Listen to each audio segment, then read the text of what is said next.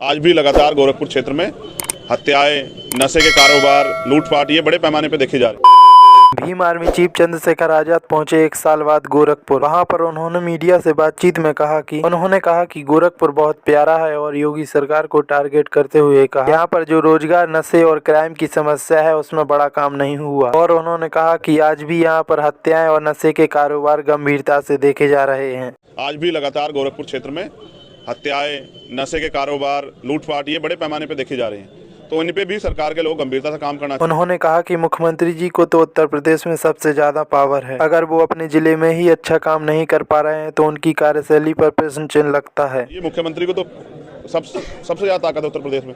अगर वो अपने जिले में ही अच्छा काम नहीं कर पा रहे हैं तो इससे उनकी कार्यशैली पर प्रश्न चिन्ह लगता है। और वहीं पर उन्होंने रामचरितमानस से चौपाई निकालने की बात की है और कहा कोई भी समाज अपमान नहीं सहना चाहता। एक काव्य ऐसा है जो कहता है कि अगर उसको पहले संविधान के रूप में भी यहाँ यूज किया गया लंबे समय, जिसको बाबा साहब अम्बेडकर ने जलाया भी, मनुस्मृति जिसको हम लोग कहते हैं, उसमें लिखा गया कि शूद्र धन संचय कर ले तो उसके धन को छीनने का अधिकार एक वर्ग को है। अगर वो मंत्र सुन ले तो उसके कान में पिघला के शीशा गिरने का अधिकार का ये अपराध है मंत्र सुनना, तो उसके कान में पिघला के शीशा डाला जाना चाहिए। अगर वो मंत्र का उच्चारण करते उसकी जीभ काट लेनी चाहिए। मंदिर में जाने से मंदिर अपवित्र हो जाता है। इस तरह के जिस भी काव्य, महाकाव्य या जो भी धर्म ग्रंथ में इस तरह की टिप्पणियाँ हैं, मैं चाहता हूं उनको निकालना चाहिए। उनमें सुधार की जरूरत है।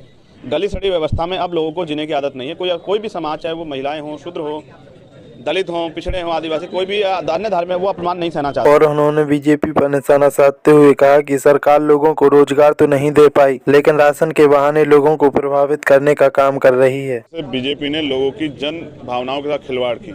इलेक्शन से पहले जो राशन देके लोगों की वोट को ठगने, रोजगार तो नहीं दे पाई है। लोगों के पास आवश्यकता के नाम पर राशन और तमाम तरह की सुविधाएं देके उनको कुछ समय के लिए उनकी वोट को प्रभावित करने का काम सरकार के लोगों ने किया। और उन्होंने कहा कि हमारे लोग पढ़कर मजबूत हो रहे हैं और सवाल करना सीख रहे हैं। और उन्होंने कहा कि मोहन भागवत जी ने जो बयान दिया है कि जातियां ब्राह्मणों ने बनाई, भगवान ने नहीं, ये बयान इसलिए दिया कि इन वर्गों से जागरूकता बढ़ रही है और वो सवाल कर रहे हैं। और उन्होंने कहा कि सरकार को उनके सवालों के जवाब देने पड़ेंगे।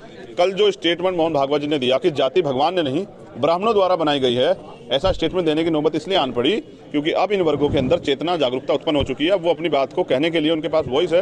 अब वो संघर्ष कर रहे हैं, वो सवाल पूछ रहे हैं। इसलिए आज से पहले अगर कभी किसी संघ के प्रमुख ने ये बयान दिया होता, आप मेरे याद दिलाइए कि जातियां ब्राह्मणों ने बनाई।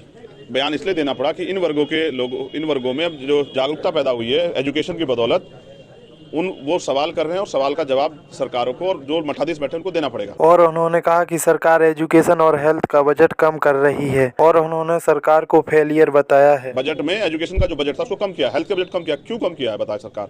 क्या पढ़ने के लिए साधन कम, पहले से साधन ज्यादा थे जो अब कम किए गए? अभी भी लोगों को अच्छी पढ़ाई नहीं मिल रही। प्राइवेट, एक तरफ अमीरों के लिए प्राइवेट स्कूल, गरीबों के लिए सरकारी स्कूल का बजट कम करे। क्यों भाई? अमीर लोग प्राइवेट हॉस्पिटल में इलाज करा लेंगे, लेकिन गरीब कहाँ कराएंगे? वो गरीबों के लिए सरकार उसका भी बजट कम कर रहे हो। आप देखिए ना, गोरखपुर के बारे में पूछे शुरू में, आप जाइए एम्स में, एम्स के नाम का ढिंडोरा पीटा मुख्यमंत्री ने। बताइए क्या अभी वहाँ डॉक्टर्स अवेलेबल हैं या नहीं है? क्या बुनियादी सुविधाएं जो हॉस्पिटल में चाहिए वो है या नहीं है? तो सिर्फ उद्घाटन करके वाहवाही लूटने वाली सरकार। अगर आपको हमारी वीडियो अच्छी लगी तो लाइक करें और हमारे चैनल स्पेशल भीम आर्मी को सब्सक्राइब जरूर करें। अगर आपके मन में कोई क्वेश्चन तो कमेंट करके पूछ सकते हैं।